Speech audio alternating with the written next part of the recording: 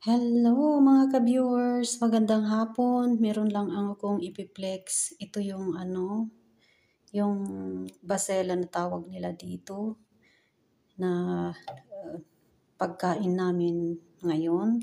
Yan nilagyan ko ng karni. Yan yan. Yan. Galing dyan nilipat ko dito kasi niluto ko muna dito sa pressure cooker. Tapos na kaming kumain. Ngayon maghugas na ako at nilipat ko na dito sa kaserola. Ginamit ko yung pressure cooker kasi yung itong karni na pinalambot ko muna. Yan. Yan green peas yan at saka yung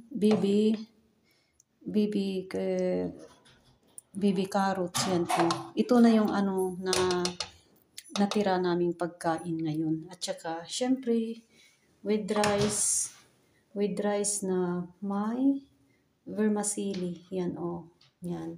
Nakalimutan ko kasi naggawa ng content ko. Kaya tapos na kaming kumain. Ito magliligpit na ako. Kaya ito na ang natira. Yan ilipat ko dito. Yan. Maraming salamat sa panonood. Mga ka-viewers, God bless us. Thank you for watching.